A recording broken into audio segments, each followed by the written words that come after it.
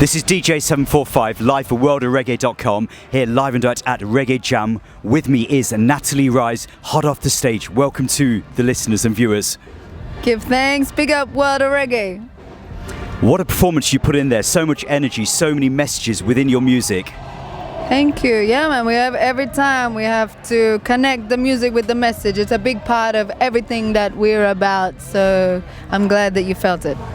I mean, I can see it within some of the music that I've heard that you've put out, you know, some of the work that you've done with people like Notice Productions, Jason and Unga. Yeah, man, they're my brethren. Yeah, we did a great EP together called New Era Frequency, and yeah, that was really my first trottings in yard in Jamaica was to work with them, and so I have to really give thanks to that collaboration. And we're still making music together today. Yeah, man, that connection never stopped. So keep an ear out for new music from us soon. So I understand that you have been brought up in Australia. How did you first take your first footsteps into music? For me now, I think like I picked up the guitar when I was 13 because my mother, well, first of all, my mother has great taste in music. So she brought me up on a whole like amazing platform of musicians, everything, not just reggae, like yeah, Bob and Jimmy and Judy Mowatt were amongst the highest played records in my house, but also Santana and Aretha Franklin and you know Louis Armstrong and Ella Fitzgerald. So one day I actually paid attention to the guitar that was in the corner of my living room for my entire life, but that day I looked at it and went, yo, I want to play that, and I picked it up and she played guitar, so she was my first guitar teacher, my mother, and that's how I started. Literally the first thing I learned was 12-bar blues, and I fell in love with the blues so deeply, like Janis Joplin and those kind of artists were like my heroes, like in my early teens. And when I picked up the guitar, I knew right away that's what I was going to do. A musician, that's it. It was literally, that was it. I've never done anything else. Yeah. So you're telling the viewers that, you know, you listen to a diverse range of music. Why did you focus in on reggae itself?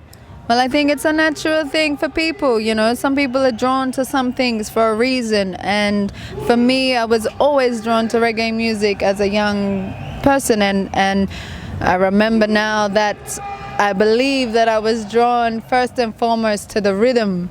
And then I started that was when I was really little. And then when I got old enough to realize what Bob was saying, I was like, oh, this is music with a message, music for the people. And so then I liked it even more, and that's really how I really fell in love with it. And it's kind of been something that's been a part of my life for the longest time, and I guess it was only a matter of time before I moved to Jamaica and started, you know, creating and sharing energy and music with some of the incredible Jamaican artists that are here at Reggae Jam and that are, you know, thriving around the world right now. So I'm very blessed. I'm very humbled to be able to know and experience some of the extreme quality that is happening right now in reggae music. For real.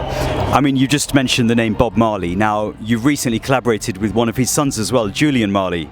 Yeah, Juju Marley, we have a great song together. It's the newest single for us. It's called Natalli Rize Again, and we have actually done some touring with Julian in Australia.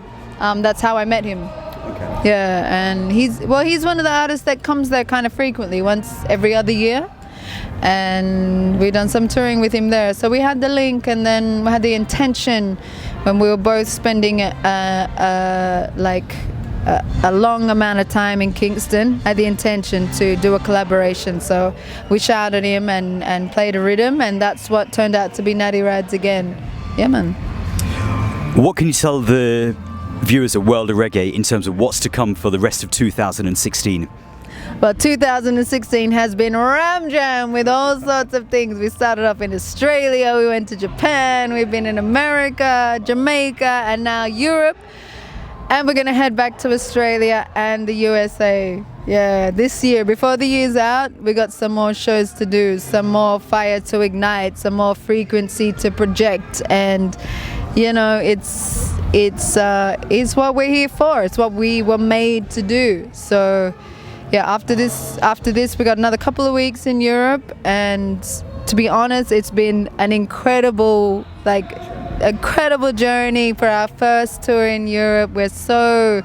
We just love the energy here, the support and real awareness of reggae music, and not just the music but the consciousness behind it. It's special, so you're very blessed because we don't have that in Australia. We actually don't have it. We're trying to grow it there, and it will grow, but it's nice to come to places like this where, you know, the awareness and the support and energy is behind it. So we're going to be back. We're here. We're represented by Baco Records. We're going to return, circle back to Europe, hopefully early, first quarter next year with a new album. So keep an eye out for us. Natalli Rize, pleasure talking to you from the World of Reggae family. We say one love to you. One love right back at you. World of Reggae, big up.